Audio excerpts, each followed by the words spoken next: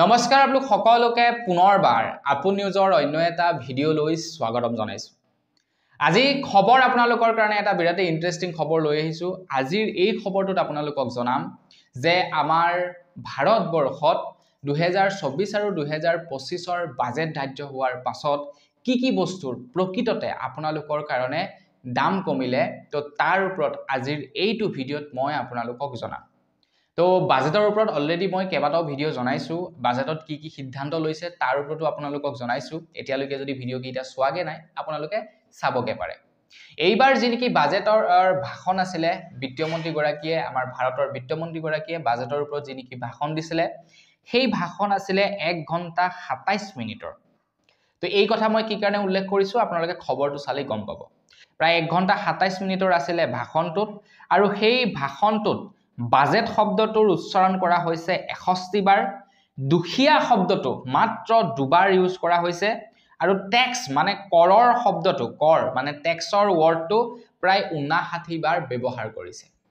মানে এই যিখন নেকি বাজেট, এই বাজেটখনৰ পৰা বাজেটখনত মাত্ৰ এটাই কথা আমি বুজিব পাৰিলো যে কেৱল ট্যাক্স সব বস্তুতে ট্যাক্স বৃদ্ধি, আৰু দুখীয়াৰ কাৰণে আলুগুটি। দুখীয়াৰ কাৰণে মানে এই বাজেটখনত একোৱেই নাই।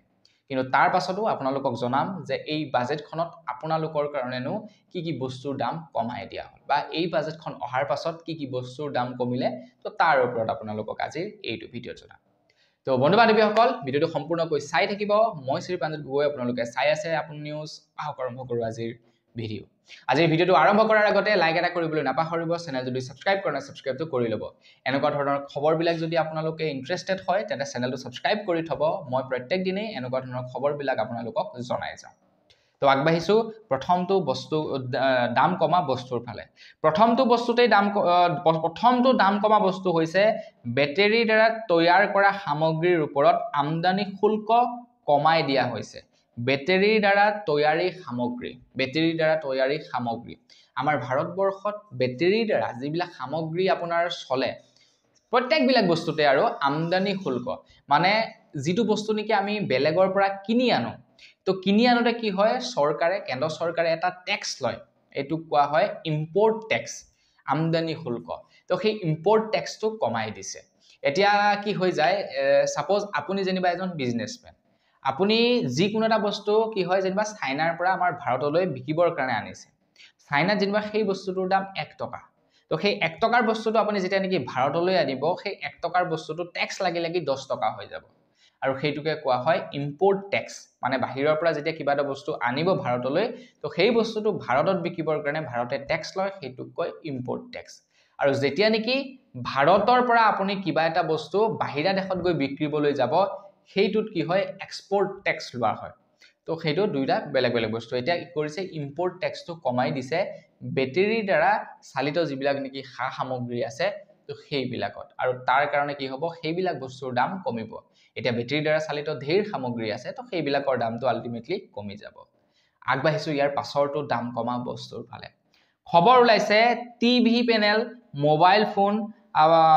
মোবাইল ফোনৰ পাৰ্টছ আৰু হিট কইল, লেবেলত নিৰ্মিত হোৱা হীৰা, মানে লেবত নিৰ্মিত হোৱা হীৰা ব্যৱহাৰ কৰা এইবিলাক বস্তুৰ দামবিলাক কমিব বুলি জনাইছে। টিভি পেনেলৰ দামটো কমিব, তাৰ লগে লগে মোবাইল ফোনৰ পাৰ্টছৰ দামটো কমিব, তাৰ পাছত হিট কইলৰ দামটো কমিব। হিট কইলটো নিশ্চয় চিনি পায়, তো সেইবিলাক বস্তুৰ দামটো কমিব বুলি জনাইছে।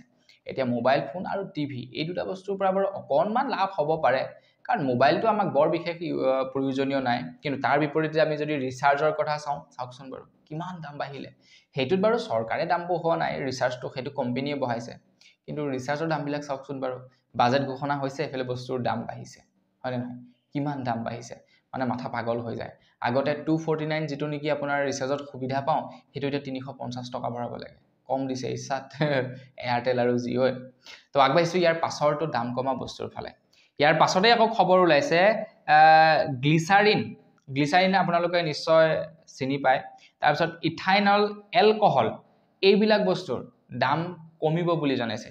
মানে এতিয়া এলকহল বুলি ক'লে আপোনালোকে হয়তো এই খোৱা এলকহলটোৰ কথাকে হয়তো ভাবিব পাৰে, কিন্তু সেইটো এলকহল নহয়। অন্য এটা এলকহল আছে ইথাইনল এলকহল, যিটো নেকি আপোনাৰ সেই এক্সপেৰিমেণ্ট কৰোঁতে কিবা কিবি কৰোঁতে সেইবিলাকত প্ৰয়োজন হয় কিবা কিবি বস্তু বনাওঁতে সেইটোত ব্যৱহাৰ কৰে মানে এই কসমেটিক বস্তু বা কিবা কিবি এইবিলাক বনাওঁতে কেমিকেল হিচাপে ব্যৱহাৰ কৰা হয় তো সেই বস্তুটোৰ দাম কমিব বুলি জনাইছে এটা সেই বস্তুটোৰ দাম কমাৰ লগে লগে কি হ'ব আপোনাৰ কসমেটিক বস্তুবিলাকৰ দাম আলটিমেটলি অকণমান কমিব পাৰে গ্লিচাৰিন সেইটোতো নিশ্চয় চিনি পায়েই আপোনালোকে হয়তো ফাৰ্মাচীৰ পৰা কেতিয়াবা নহয় কেতিয়াবা ক্ৰয় কৰিছে তো গ্লিচাৰিনৰ দামো কমিব বুলি খবৰ ওলাইছে তো বন্ধু বান্ধৱীসকল এইকেইটাই আছিলে বস্তুৰ দাম কমা বস্তু তো জানি কেনেকুৱা লাগিলে কমেণ্ট কৰি জনাব যদি ভাল লাগিলে জানি লাইক এটা কৰিবলৈ নাপাহৰিব চেনেল যদি ছাবস্ক্ৰাইব কৰা নাই ছাবস্ক্ৰাইবটো কৰি ল'ব পুনৰ লগ পোৱাৰ খালি বিদায় মাগিছোঁ ধন্যবাদ জয় অসম